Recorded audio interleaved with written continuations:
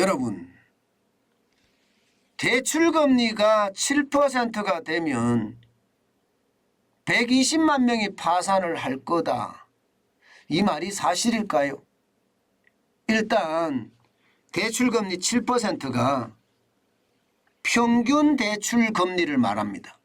일단 평균 대출금리가 7%에 가면 실질적으로 국민들 120만 명이 파산 직전에 놓일 가능성 굉장히 높습니다. 왜냐고요? 여러분 이 지표 한번 보시죠. 대출금리 7% 시 DSR 총부채 원리금 상환 비율이죠. 총부채 원리금 상환 비율이 90% 초과자 수가 120만 명이다. 이렇게 금융감독원에서 발표를 했습니다. DSR 90%는 무슨 얘기냐? 내가 받는 월급의 90%가 대출 원금이나 이자를 갚는 데 쓴다는 거예요. 내가 받는 월급에. 와, 내가 받는 월급이라는 것은 내 소득을 말하잖아요. 그럼 90%가 여러분 원리금이나 이자로 쓰게 되면 여러분 파산 안 할까요? 왜냐하면 소득 중에 소득세 내야 되잖아요. 또 준조세라고 이야기하는 건강보험료 내야 되잖아요. 국민연금 내야 되잖아요. 이런 것까지 다 빼면 말입니다. 사실상 부족하다는 뜻이에요. 사실상 부족하다.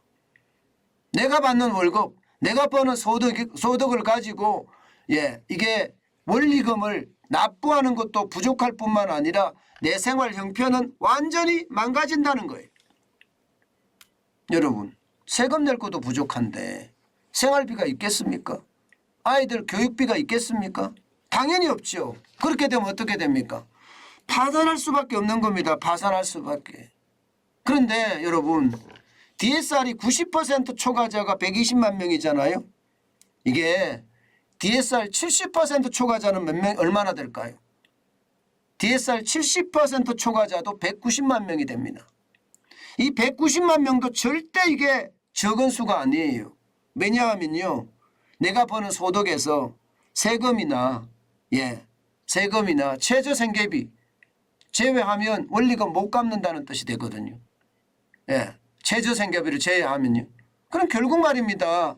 이게 190만 명에 해당되는 DSR 70% 초과자도 지금 충격적이라는 이야기가 되는 겁니다. 이런 분석들이 나올 때는 여러분 그만큼 말입니다. 지금 긴축 속도가 빠르고 긴축에 따라서 이자 폭탄에 대한 부담이 점점 커지고요. 여기에 가계부채 비중이 너무 많다는 이야기가 되는 거예요. 제가 여러분들에게 부채 폭발에 대한 이야기를 여러 번 말씀을 드렸는데 그런 것들이 이제 점점 하나씩 현실화되는 느낌이에요. 그래서 더 두렵다는 생각 저는 솔직히 많이 합니다. 실제로 말입니다. 실제로 여러분. 지금 금리의 3% 인상을 이게 이제 평균금리예요. 중요한 건 평균금리. 평균금리가 3% 인상을 되면요. 초과자가 120만 명이죠. 70에서 90%는 또 70만 명이나 있습니다. 금액도 적지 않아요, 여러분. 금액 한번 보세요. 335조 7천억 원이에요. 335조 7천억 원. 어떻게 생각하면 여러분 지금 이게 가계대출 평균금리가 5.15%거든요. 5.15%. 가중평균금리가 5.15% 이것을 감안하면 여러분 잘못하면 이제 7% 갈 날이 얼마 안 남았거든요. 당장 지금 이게 9월이잖아요. 9월. 10월에 0.5% 올라간 거 반영이 안 돼 있습니다. 그리고 11월에 0.5%가 오를 거라고 예상이 돼요. 뭐 0.25% 오를 거라고도 이야기하지만 어쨌든 0.5%가 오르면 1%포인트가 올라간단 말입니다. 그러면 이게 대출금리는요. 1%가 올라가는 게 아니라 더 올라가겠죠. 대출금리는. 그러면 평균금리가 당장 말입니다. 6% 이상 6% 중반을 넘어설 수 있습니다. 6% 중반. 게다가 내년 1월 13일인가요? 그때 만약에 0.25%를 더 올리잖아요. 그러면 7%가 된다는 거예요. 7%. 그럼 내년 1월 안에 이게 가계대출의 평균 금리가 7%가 된다는 이야기인데 그렇게 7%가 됐을 때 수많은 사람들이 디폴트를 선언할 가능성이 크다. 이렇게 지금까지는 해석이 되는 거예요. 지금까지는. 그만큼 말입니다. 여러분. 부채 폭발의 위험성 저는 커진다고 보는 거예요.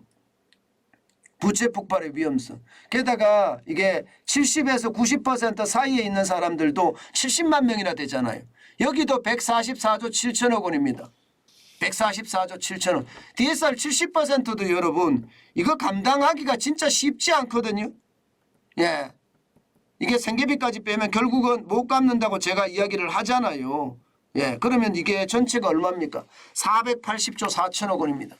480조 4천억 원이 내년 1월이 되면 충분히라는 표현이 좀 안 어울리나요? 최악의 상황이 온다. 내년 1월이 되면. 7%가 될 거니까. 그만큼 여러분 부채 폭발의 위험성 굉장히 높아졌다는 겁니다.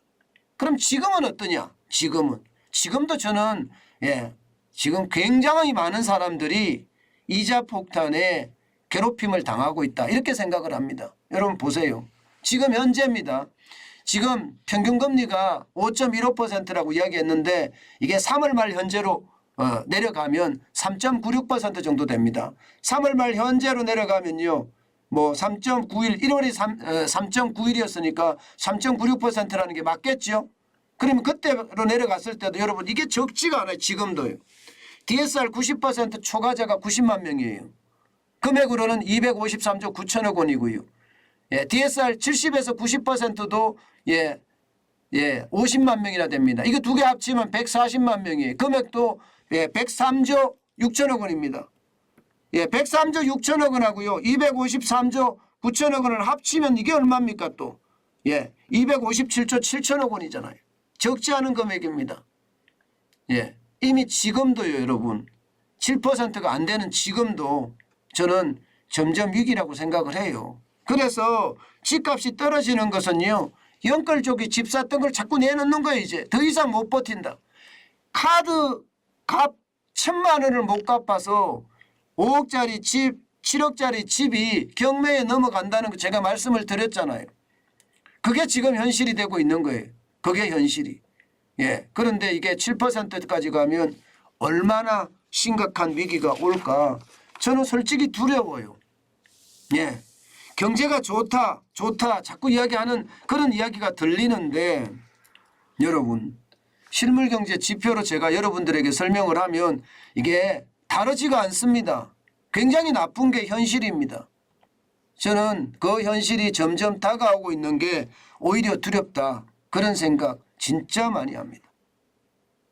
여러분 실물경제는요. 가게에 돈이 없기 때문에 이게 소비하기가 굉장히 어려워요. 그렇기 때문에 실물경제 회복은 더 더뎌질 겁니다. 여기다가 이자 폭탄 때문에 더 힘들어지고요. 그런 것들이 우리 경제 전체를 압박하는 굉장히 큰 요인이 되지 않겠느냐. 저는 이런 생각 많이 합니다. 여러분 윤석열 정부가 파괴적인 혁신을 해야 된다. 제가 이야기했습니다. 그 혁신이란 단어 제일 먼저 사용했던 사람이 슌페트 교수인데요. 이 슌페트 교수가 이야기했던 것처럼 창조적인 파괴. 지금 우리 경제에 가장 필요한 요소가 아닐까. 저는 다시 한번 생각해 봅니다.